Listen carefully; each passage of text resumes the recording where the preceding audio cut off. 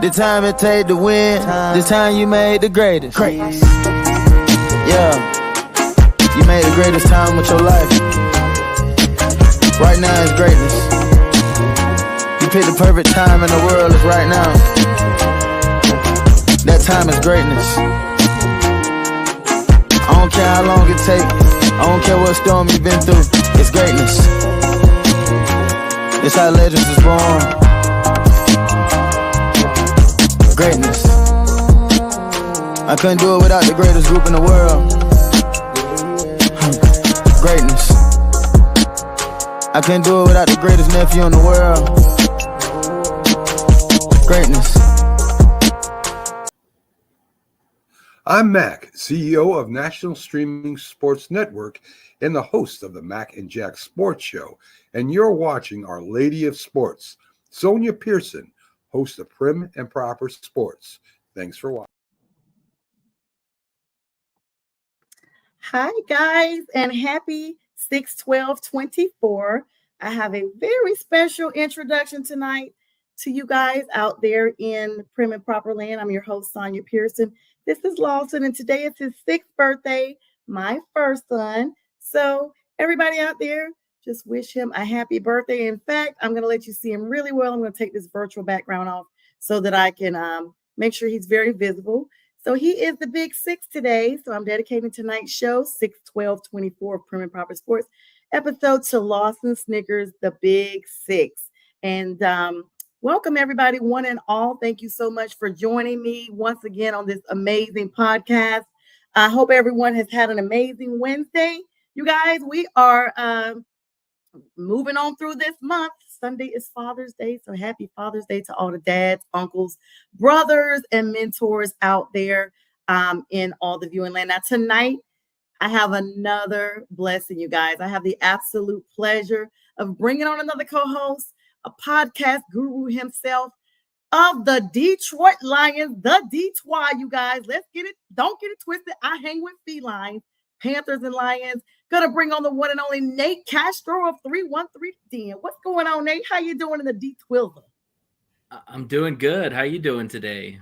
I'm doing good. Thank you so much for joining me. Introduce yourself to the audience that's coming on. Hello, everyone on YouTube, Prim and Proper Sports, and the Roku channel, Northeast Streaming Sports. Shout out to Linda and Mac out there, and the Huddle Sports Network on Fire TV. Nate, tell us all about yourself now. I've already said you're the host of 313 Den. Yes, I am the host and founder of the 313 Den. Man, we want to get out there and be the best Lions podcast that's out there. And, you know, we started beginning of this year, so we're excited.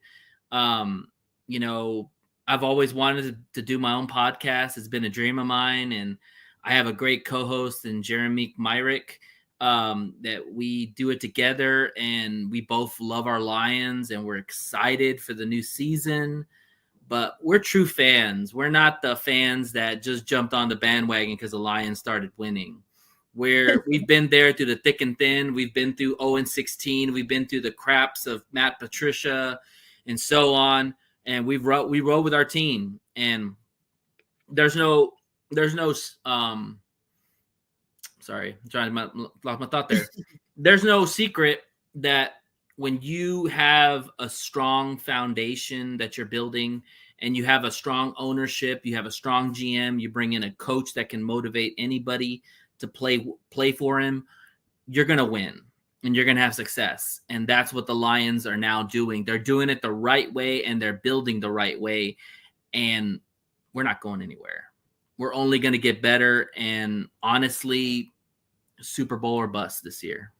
All right. Well, you know, I know Dan Campbell talked about extremely how difficult it is to get back to the Super Bowl. But you guys, you know, you all kept your nucleus intact And so, I'm just, Lawson and I have the same question. He has the same question. He's wondering, he wants to hang with the Lions as well, felines to felines. So what would you tell someone that is like, okay, we know we saw you.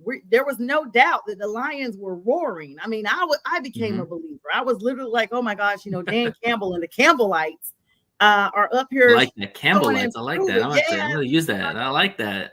Gave him a whole thing. And hello to Yoli, Green Bay Packer fan, one of your arch rivals up in the NFC North. And she's saying hello to both of us. Hello, Yoli. I'm sorry you're a Packer fan, but hello. And Lawson says hi to you too, Yoli. Thank you. So what would you say? The NFC North is going to be extremely competitive. I had Ken Dobie on last night. He is the Bears fan. And so he was giving me his, interpretation of how he thought the NFC North was going to fare out for the Bears. Some people call them the Care Bears, like Yoli did. But what would you say to the naysayers who are like, well, wait a minute, Nate, y'all look good. And you guys clearly were competitive, but the NFC North, the entire North right now is definitely capable of being competitive this season. What would your thoughts be or response? Well, first off, this division is probably going to be one of the most competitive in the NFL in general. You have young talent at all levels with each of the teams. Mm-hmm. Lions did win the North last year, and they well deserved to win the North, and I see them doing it again. And I'll tell you why, is because if you look at the lay of the land of all these teams, yes, they all got better. We're not denying that. However, two of these teams have rookie quarterbacks. And you know all about rookie quarterbacks. Yep. Bryce Young was the number one pick last year for y'all. And it was tough. Let's be honest. It was not everybody can't beat CJ Stroud. It's an acclamation from college. Yeah, but even I tell people about CJ Stroud, as good as CJ Stroud was, he only won around 10 games. And it was, they had an extra game they played. So it's not like he blew the world on fire. You know what I'm saying? Is he going to be a good quarterback? Yeah, probably. But I think Bryce Young could be good too. But the thing is that rookie quarterbacks struggle. It's just a common thing because you come from college. Let's be honest here. Caleb Williams and JJ McCarthy came from more of a spread offense and didn't play a lot under center. Or in JJ's case, he didn't really throw the ball a lot. Caleb threw the ball a lot, but didn't play under center. So both of these quarterbacks are going to have huge transitions to the NFL. So that being said, two of those teams, I don't expect really to make a lot of noise. I think a lot of their fandom says that they will because of what's around them. But at the end of the day, if you don't have a proven quarterback, it don't matter how good your talent is. You're not going to win. So what do you think about Caleb Williams? Are you saying that he's probably – do you think – so there's been a tantrum amongst fans, Bears fans, as well as, the NFL as a whole, that Caleb Williams, like that the Bears look better than they have since 85 across the board. Would you agree with that? Or would you think that it's overhyped because, that's their fan base? Look, I'm not going to lie. The Bears are probably one of the most talented teams in our division. There's no doubt about that. They increased their receiving core by getting Keenan Allen, who's a dog. He killed us in last year against when we played him. Yeah. They got DeAndre Swift, that used to be a former Lion. So they re-signed Jalen Johnson. They have a lot of weapons and a lot of good players. The thing is that it starts and ends with the quarterback. The teams that aren't good is because they don't have a good quarterback. The teams that are good and great is because they have a good quarterback. We don't know what Caleb Williams is going to be.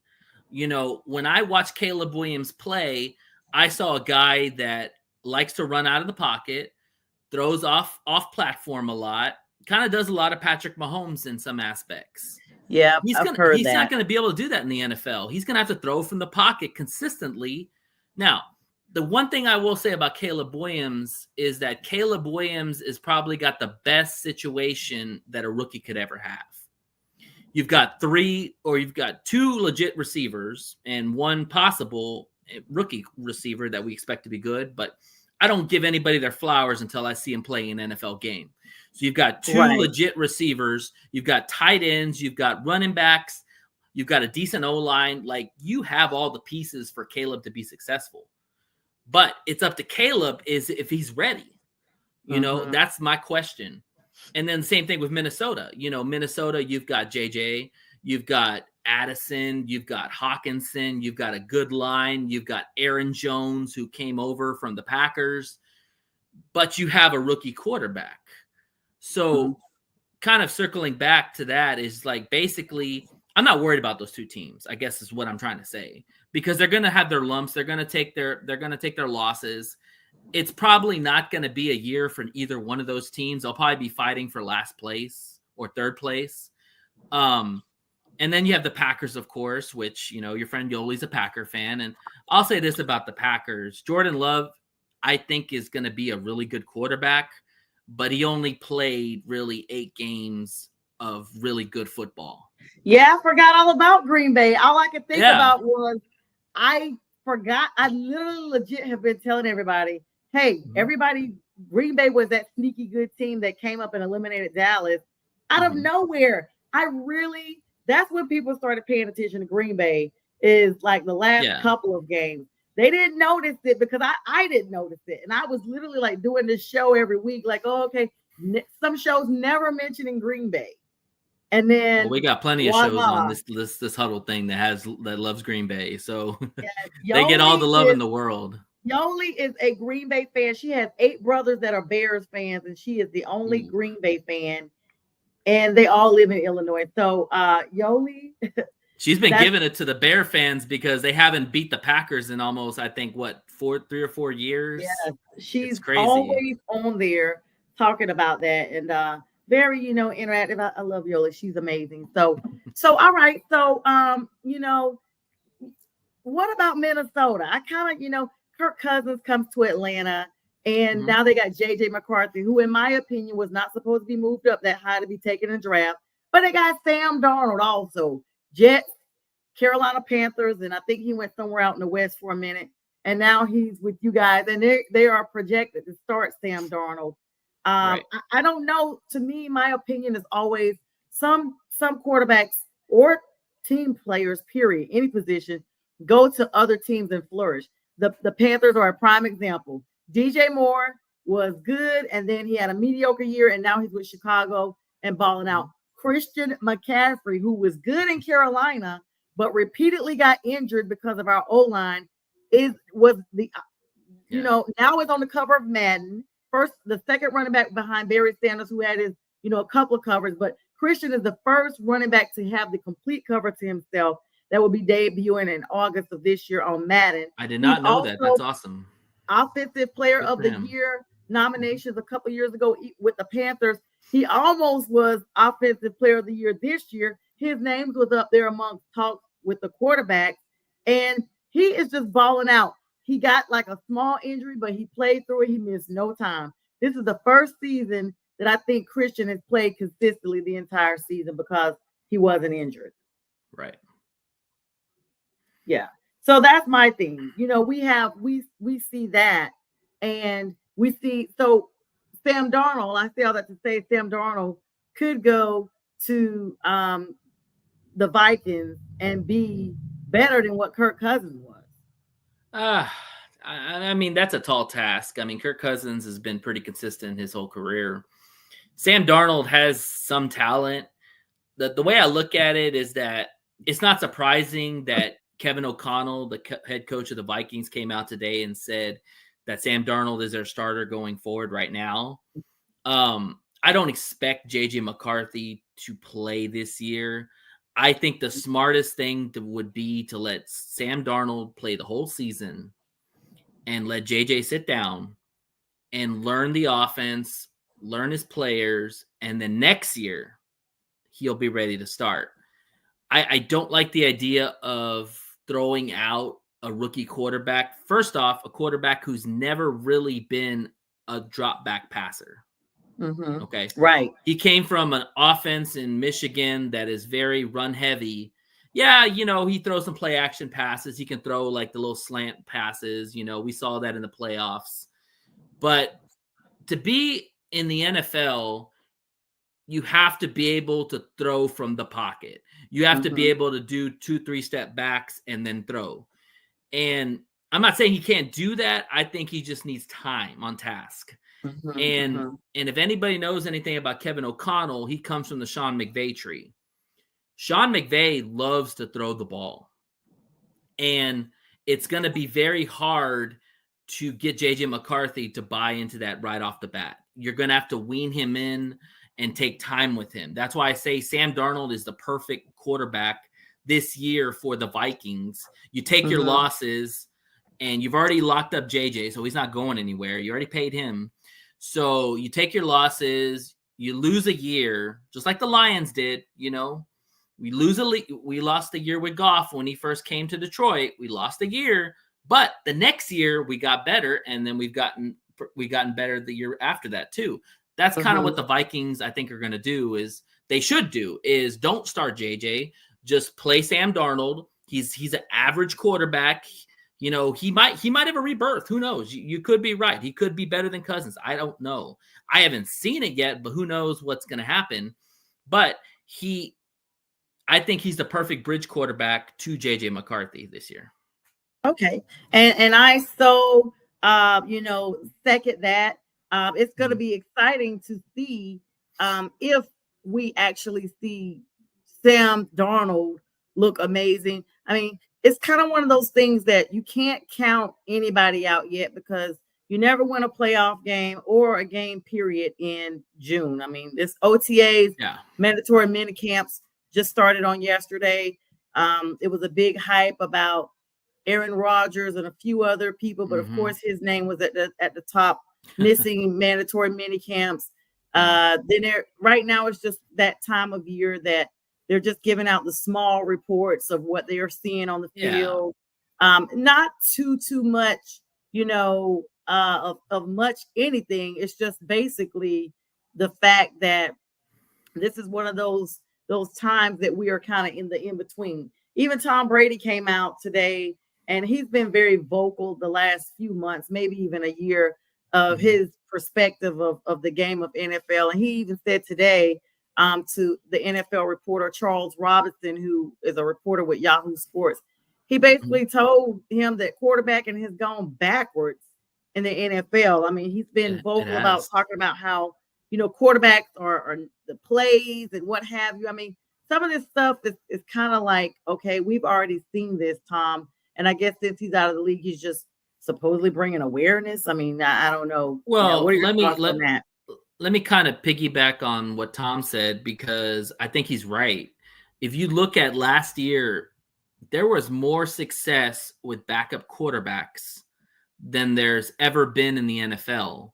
Like, I think almost at one point, half the league was almost playing backup quarterbacks. Yes, 64 snaps last year were taken by rookie quarterbacks. And or rookies or just journeymen or whatever. Yes. I mean, we're just talking straight backup quarterbacks. And the starters, either were hurt, weren't getting it done, whatever it was. And these guys just took the mantle and went with it. One of them, Baker Mayfield, just cashed in, got a brand new deal with the Buccaneers, which he deserved. And then, you got a guy like Russell Wilson who left, who it was pretty much a mess in Denver.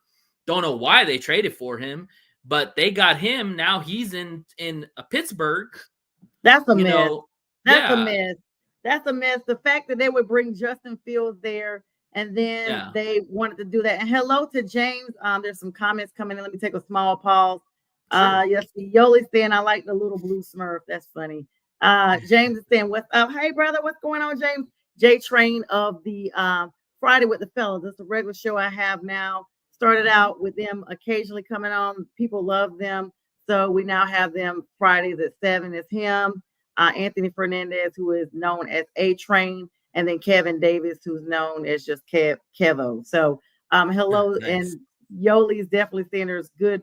They're a good team, the Lions.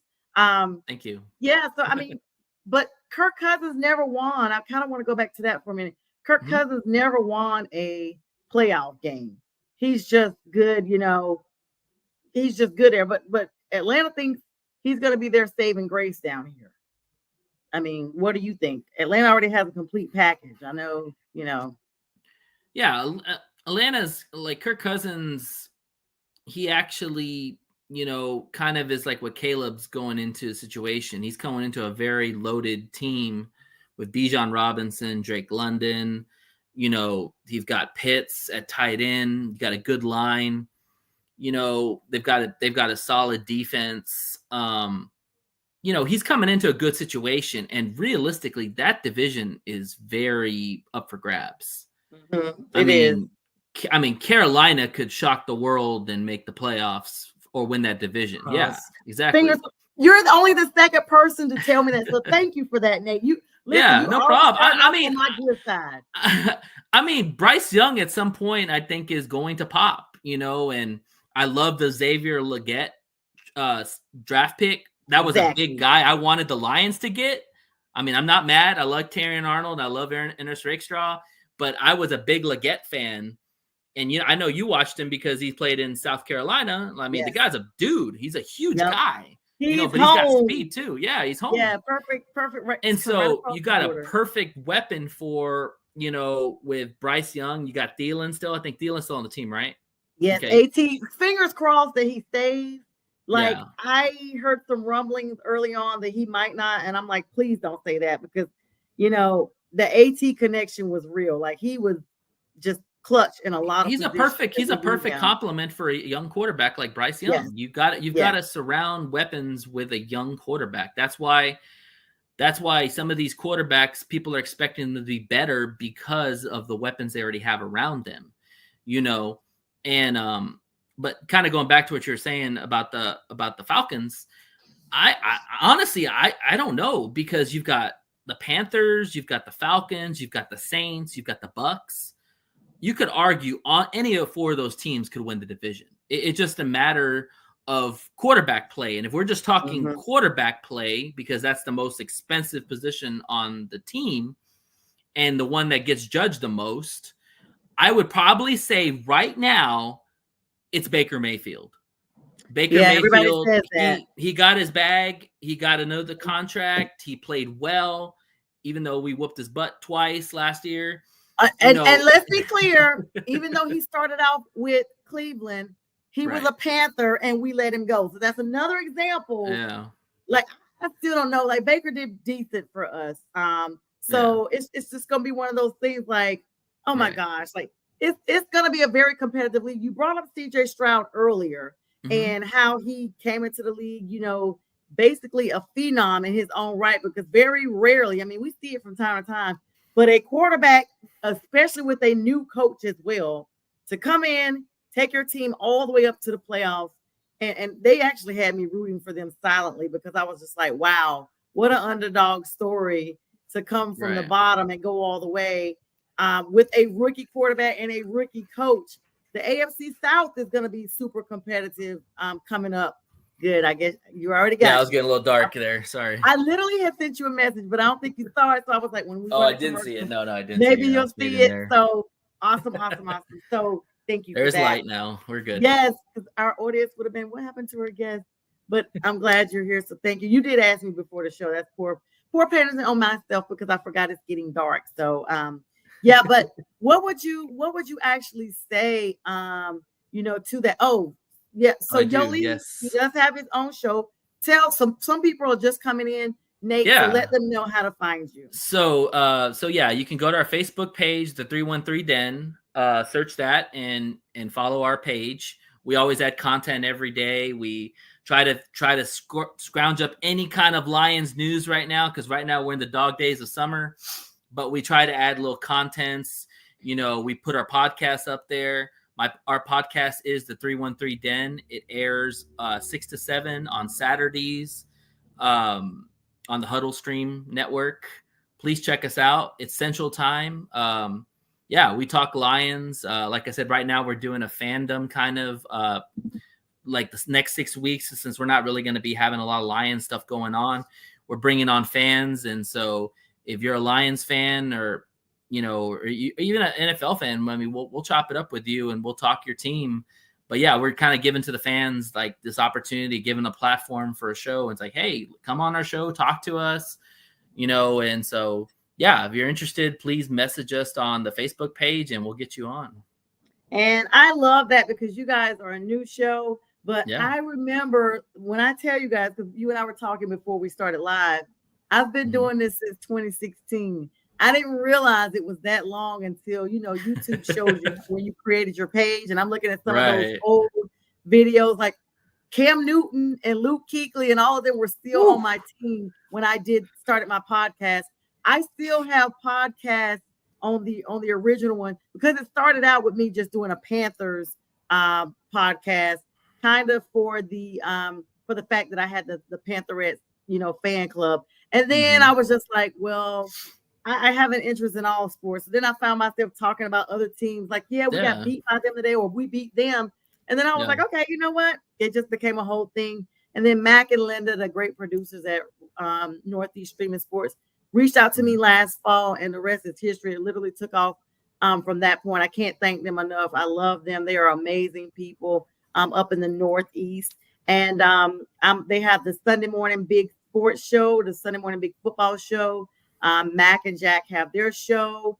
A lot of NFL guests in and out. Jim Jeffcoat, Byron Williams. We have Pags, the Philly sports guy. A lot of well-known people in the sports industry. And so, now that I have the blessing of being on the Huddle Sports Network, because, I was linked up with you guys a couple of months ago, it's my obligation and my joy to also expose other people to, the Midwest, the teams, the North, as they say. And so it's been extremely exciting being on the Tundra Network with them. And now I'm looking forward to my appearance with you on 313 Den because absolutely. I told you I was definitely pulling for the Lions. Us felines got to stick together. And you guys actually made me have hope in football again when it was. Well, I'm glad because I think it reinvigorated a lot of people just in general that love the NFL because, if you see a guy like Dan Campbell, he's such a passionate dude. And one thing I love about Dan Campbell is that he's 100% real. Like he's very authentic. He doesn't really believe in coach speak.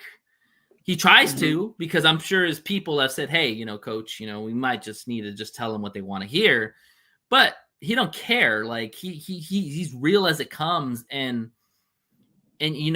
I was listening to some of the pressers from our assistant coaches because they were kind of interviewing them.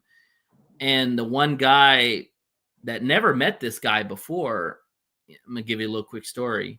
So because they asked him, how did you know Dan Campbell? And he's like, I didn't know him.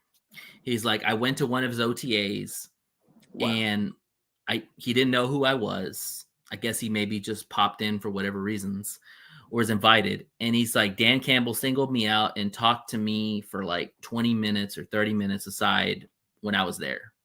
Didn't even know who I was. Just talked to me for 30 minutes. And then he's like, when he came in to interview for the position of he's a safeties coach, come in for the safeties coach interview. He's like, we talked for 4 hours. And in those 4 hours, it was nothing about football. It was about life. It was about family. Wow. It was about perspective and all that. And I say that because the thing with Dan Campbell is Dan Campbell gets to know who you are as a person. He already knows the football acumens because he's not an idiot. He watches tape. He knows a lot of people in many places. So he gets a lot of background on you already. He wants to know who you are as a person and how your attitude and your personality fits with his players and fits with them, the coaches, and the culture. And that's what I love about him is that he is 100% genuine. He's definitely a guy. I say this all the time. He's definitely a guy that you go to a bar and you just want to buy a beer for. because he's just that chill. Like, he is so cool. Yeah, exactly. Like, yeah. You know, and shout out to Sean Payton, because Sean Payton brought him on as an assistant, and, you know, brought on Dennis Allen too. So Sean Payton's kind of the one where Campbell comes from the tree, but Campbell's already created his own tree. And I just love the guy. I mean, yeah, you want to run through a wall with that guy. You literally, definitely. You know, these trees run deep. You know, some of them college connected, some of them, you know, just across the board NFL connected, as we see. And he was on a little bit earlier. So if you're just joining our show, I don't think I can get him back over here, but do want to wish my first son Lawson Snickers a happy 6th birthday. He was happy birthday, Snickers. Show. Yes, Lawson. He's laying out right now. So we're going to take a quick break, and we'll be back here, Nate and myself, for the second half of the show. You do not want to miss out. We need you to hang tight for about 92 seconds. We'll be right back. This is a Huddle Sports Network broadcast. You can find us on Roku TV, Amazon Fire TV, Facebook, and of course YouTube. Get all your NFL news here first.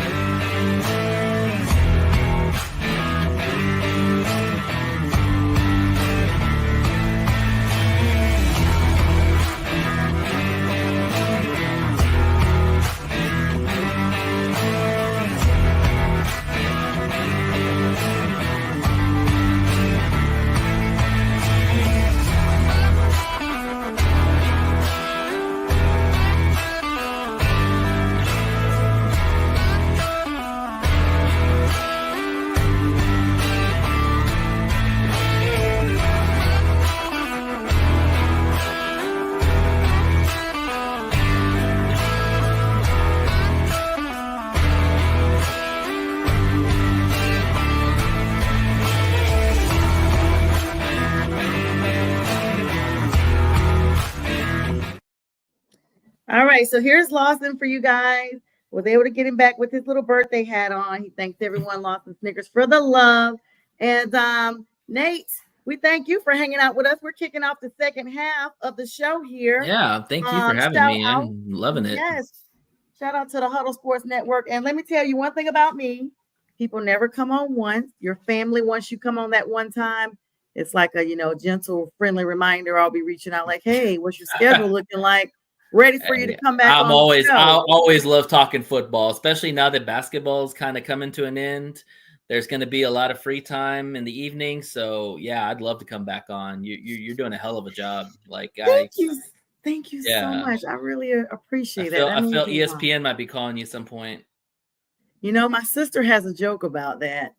She's had it for a little bit. She's like, she was literally sharing my lives and putting hashtag Road to ESPN.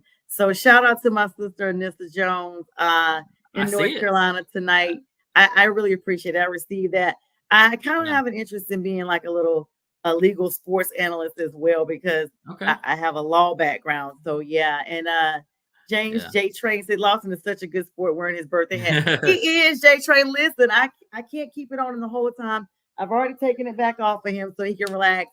And I gave him your birthday wish earlier. So thank you so much for that from his uncle. Nate. So we started kind of talking about a little bit, like you said, basketball is wrapping up.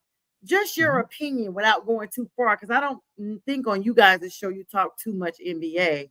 But we actually tried to do an NBA show, but it we started doing the huddle thing, and we're very grateful for the opportunity. But yeah, we want to go back and do it at some point. It's just that right now we're putting all our focus on making the 313 the best out. Yes, but you still know, that, some people are like, oh, I don't watch basketball at all.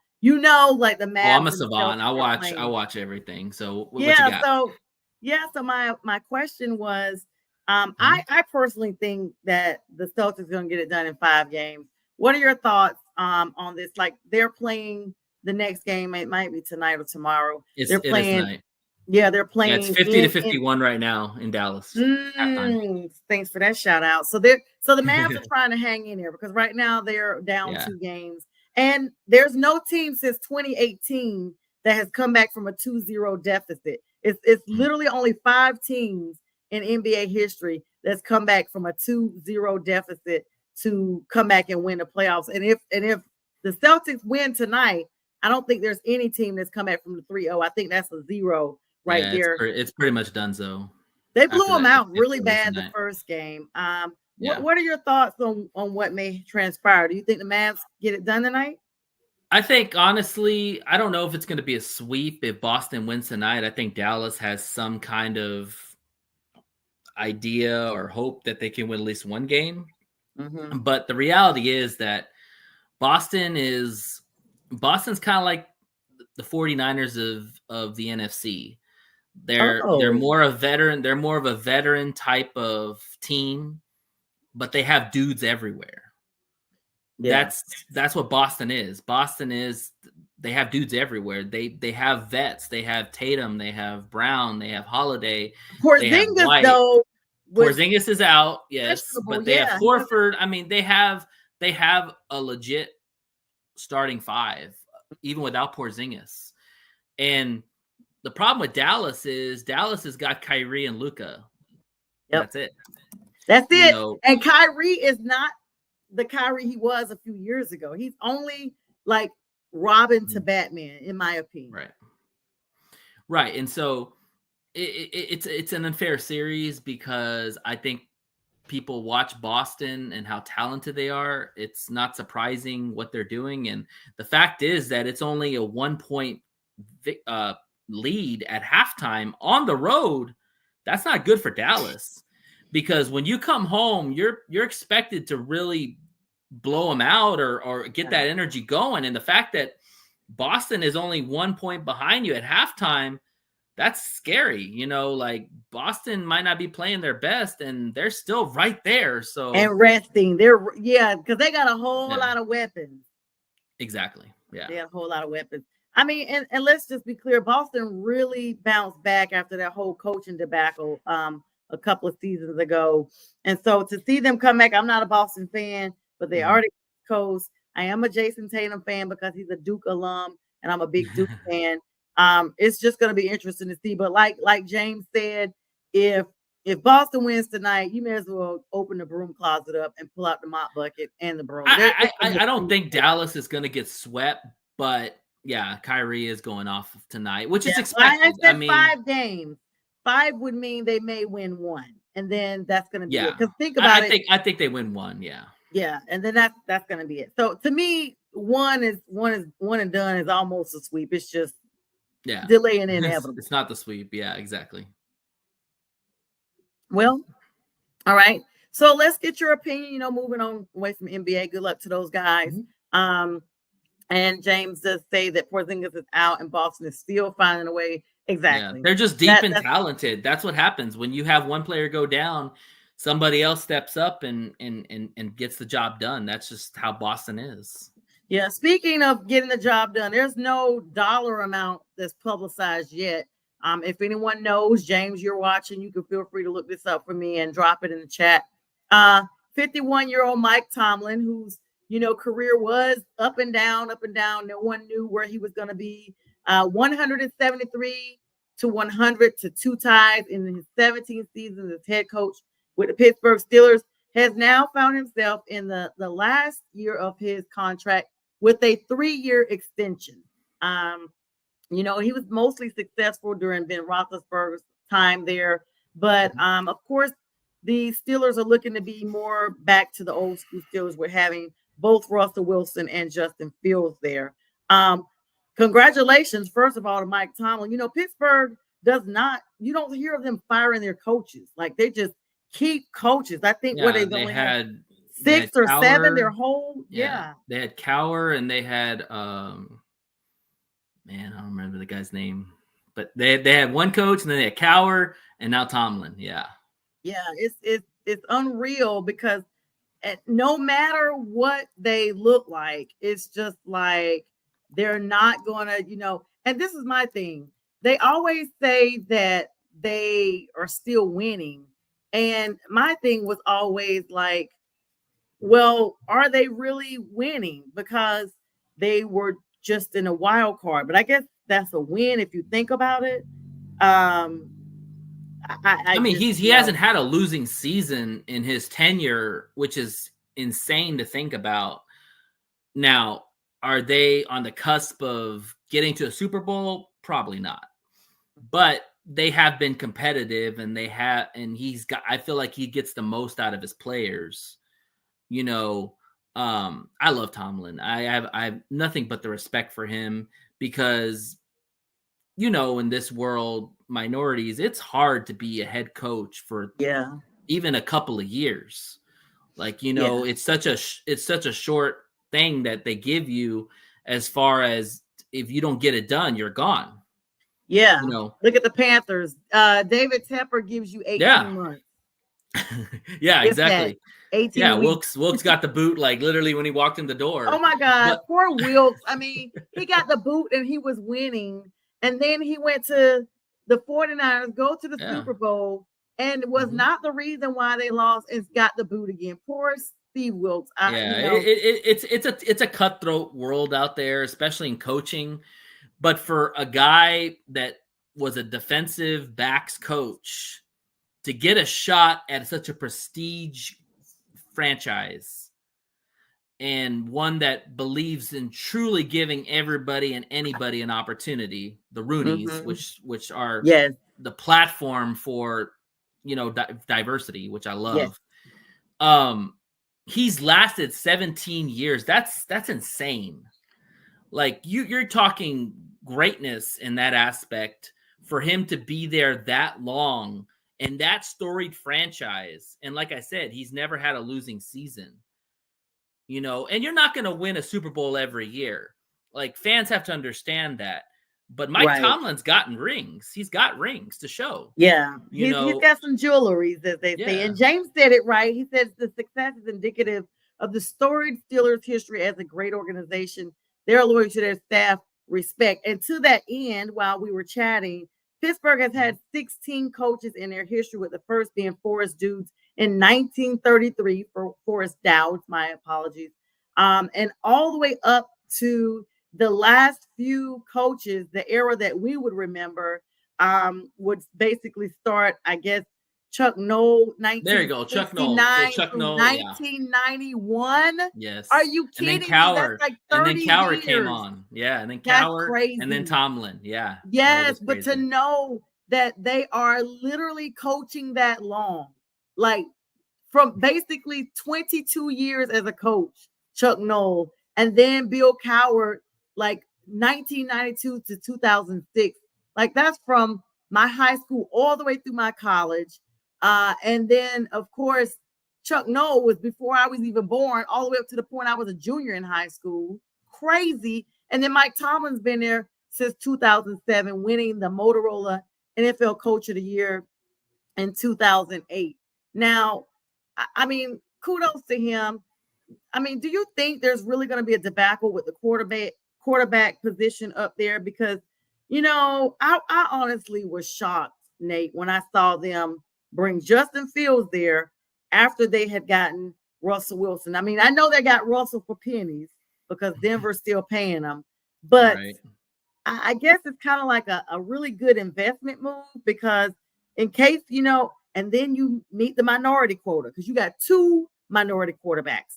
What teams can say that? And you got a minority coach. It's a trifecta. So, but then they're talking about having Justin Fields run snaps and stuff, like not even quarterbacking him. I don't get that. Yeah. I mean, if there's been one knock on Mike Tomlin, is probably these outside of Ben Roethlisberger, he hasn't been the best at developing quarterbacks. I mean, Ben Roethlisberger fell into his lap. Like, the guy is a Hall of Famer, you know, won you championships, was steady Eddie the whole time. Now this is kind of like, okay, now Tomlin's really going to have to be creative on what he wants to do at quarterback, because like we talked about before, here's the thing. You either have a good quarterback, you have an okay quarterback, or you have no quarterback. I would say that right now the Pittsburgh Steelers have probably okay quarterbacks. Russell Wilson is long in the tooth. I'm afraid that his career is probably coming to an end very soon. Yep, he's had his best days. Yeah, and it's also it's not only has his play regressed so much, it's his mouth has gotten him in trouble. Mm-hmm. You know, maybe it's Ciara, maybe it's him, maybe it's just comments they make. You can't do that in the NFL because other teams don't want to pick you. You know, we talk about Kaepernick. You know, Kaepernick fortunately said things, and the NFL blacklisted him. Let's just be real. Yeah, he's been, you know, the knee thing, all of that. I mean, yeah, I understand it and I respect it, but the thing is that you have to know who your audience is. Yep. You know, and if you want to play again in the NFL, you have to play by their rules. It's unfortunate. I mean, that's true. We all say that we can't go to our regular 9 to 5. No. And state a clause. Like, I get it. I'm glad for it. I know what they were doing, but there were so many mixed reactions to that. There were so many unclear reactions to that. People that didn't know, and then it just, this is my thing, Nate. I go and watch sports for an excursion, mental excursion from world, from stress. Football is my happy place. That's why when the Panthers are losing really bad, I'm like, let me just find a team. Like, I'll say it on the show. Let me just find a team. That's how I became like really invested in the Lions. Let me find a team that really gives a flip and they're playing like they want to win and they got the tools. And I'm happy when I watch the game. And even if they lose some, I know they look good playing. So that's where I go for football. This is such a high stress, environment in the world. The older we get, the more stress we take on with jobs, personal relationships, what have you. And so football is my escape.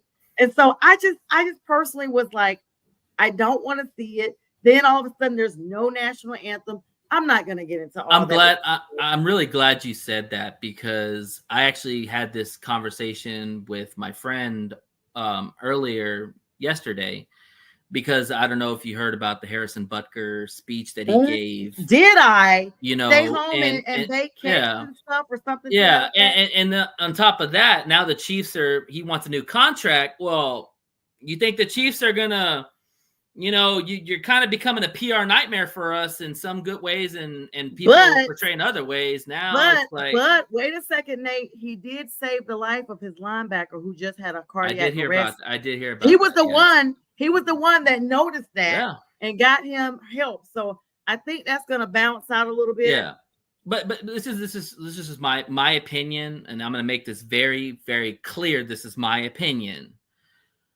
I don't want to hear what other players have to say about issues outside of playing the game. Yeah, because I do agree with you. I tune away from life to watch sports. Sports is my escape. So I'm 100% with you on that. And though I do respect what they say, I think that if you want to have those platforms, cool. There's a day off. It's called Tuesday. Yes. Give it all you want Tuesday. But don't put it into the sports arena because, and this is just entertainment in general. This goes for rappers. This goes for artists. This goes for basketball players. This goes for anybody who gives entertainment that we pay everything. For. Yes. I don't want it shoved down my throat. I don't want just keep it whatever you got going on and what you're doing. Keep doing what you're doing. Outside of that, you can have whatever you want on Twitter or whatever. I don't read any of that crap anyway, so by all means, go for it. But when we're talking about the game that I love, the game that I want to sit down and enjoy, I don't want to think about controversy. You know what I'm saying? Yeah. I mean, it makes it not fun. No. It just, to me. And so I'm hoping, that we could just focus on good football, less injuries, good competition, and just a really good, feel good time. And I know a lot of our audience agrees with that. I do hold a platform where, people may come on here sometimes and have a difference of opinions about things, but it's very respectful. It's usually about little minor stuff, like about my team is garbage. And of course, even if we lost every game for 5 years, I'm going to say we're the champs. Okay. Even though I say I'm so tired of them losing and I need a new team, I still have a personalized Panthers Georgia plate on my car that everyone knows. I have Falcon fans blowing and waving at me, especially if they win. Like they'll hurry and flag me down. I've had people, hurry up and gun me down on the road, like, oh my God, like waving and pointing and stuff. But it's part of the fun, to know. Trash talking is part of the NFL. It is. I mean, not NFL, I'm sorry. Trash talking is part of loving football. The problem I have, and I'm just going to go a little point here. The problem I have with trash talking is when you start talking about something that has nothing to do with your team. Yes. When you get personal and you start attacking somebody for who they are as a person rather than their team. Listen, you can say all day the Lions suck. I don't care. It's whatever. That's your opinion. Whatever. Cool. I'm cool with it. But when you start attacking me as a person or the way I think, that's where I have the problem. And I think people need to really check themselves in that aspect and realize that, hey, we're all here to have fun. We're all here to razz on your team if they suck, whatever it is. I mean, we were 0-16 at some point. You don't think I heard it from people? It happened. Oh, yeah. But it's when you get personal and start getting into other areas that you don't want to get into or step away from. That's where that needs to stop. And J Train says it best, because we talked about this on the show. They still got Rashee Rice up there, and he's run over people and everything. Harrison was giving this to a private college that they are conservative. The college as a whole is conservative.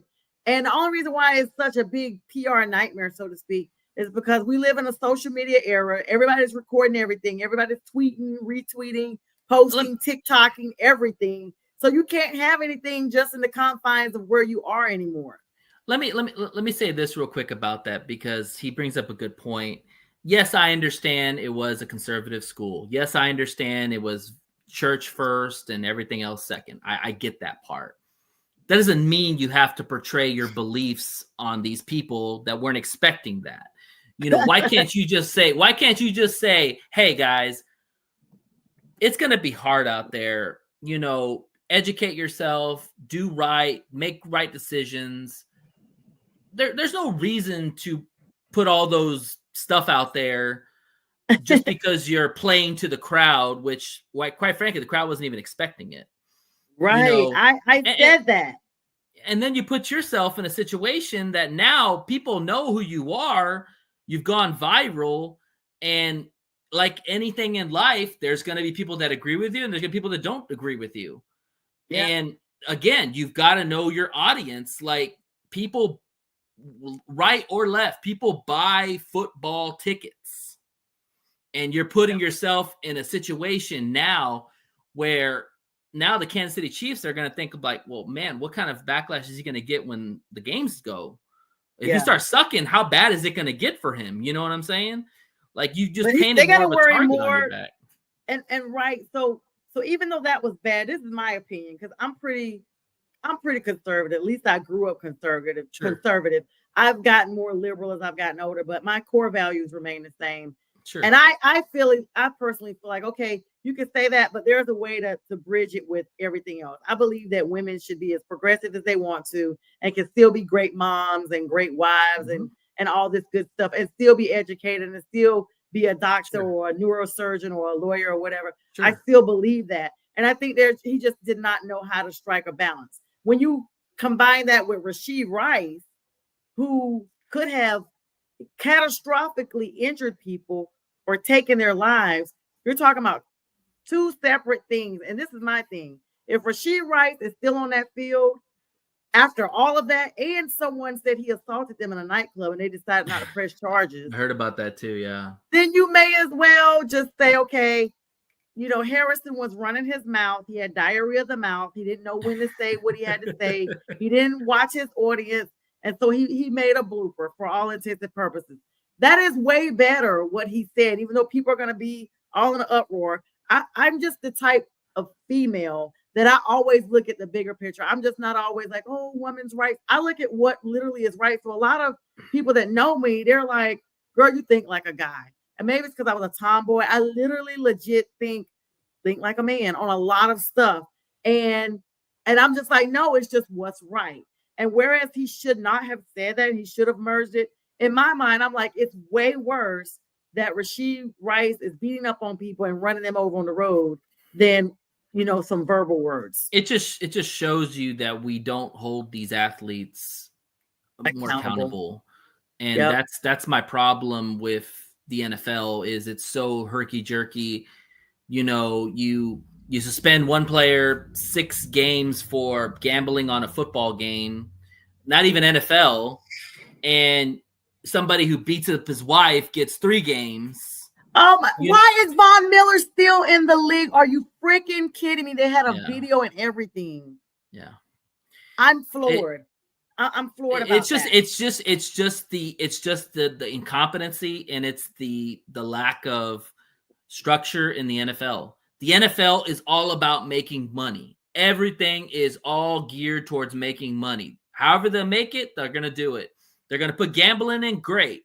You're gonna put every commercial out there about betting, but you're gonna punish your players for doing, for doing something like that. It's not even NFL. Like it's not. It's hypocrisy. It's hypocrisy. I want to talk about 2 big subjects before we get off of here. Hey, James, again, thank you so much. You said great viewpoints from everyone he loves. Thank you so much, J. Trey. Yeah, we're always talking about how to bring things in, and we're going to be doing that because not trying to get too far on it for now because I got to talk about 2 other things. But even in statistics with different sports, now they're going back finding artifacts from, Negro leagues of baseball and what have you and other sports. And then you're like, well, wait a minute, is this person really the number one or is this person? And I think you have to look at it from a perspective of where was the team during that time? Chicago does not have just one world championship, but most younger Bears fans or people that are not Bears fans at all only know that they had that 85 Super Bowl. When you go to Soldier Field, they have multiple world champions. Yeah, the Lions too. Earned before the Super Bowl. And that's what I was getting ready to get at. You guys, before the Super Bowl, which just came out in the 60s, you were world champs. So to say they never won a champ, that is not correct. It's because we live in a world. It's because we live in a world of names. Like just like you buy brands, you recognize names. If it's not the Super Bowl, it's not irrelevant. Yes. Like if you're not hosting Lombardi, it's not irrelevant. But the truth is that yes, it was a championship because it was an NFL championship. It just wasn't the Super Bowl because they didn't have the Super Bowl. It wasn't created yet.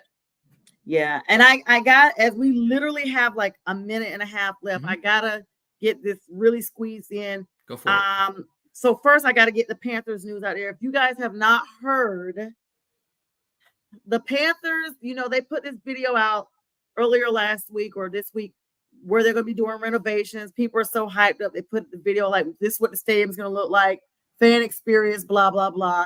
The history that David Tepper had with the practice facility now being, dismantled because he didn't get the money down in Mint Hill, South Carolina, which is on the border. Well, now it comes out today that the Carolina Panthers could actually be moving. If Charlotte does not agree to a $650 million stadium deal, the Panthers could be moved from the area. A little bit of heartbreak and shock because this has happened before. This has been talked about before, but I don't know by this article if they're saying we could move from Charlotte or if we could be moving from the Carolinas as a whole. In other words, on some St. Louis stuff. Really worried about that. And then as we get ready, I'll let you kind of see if you got a comment on that, Nate, and then we'll wrap up with this last bit and then we'll sign off.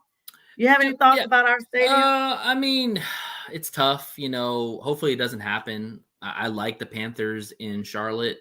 Hopefully it's just down the street or something like that. But the reality is that a lot of these people are not wanting to pay these stadiums anymore. Like it's a tug war and it's expensive and they don't want their money going to a stadium that they're probably never going to go to.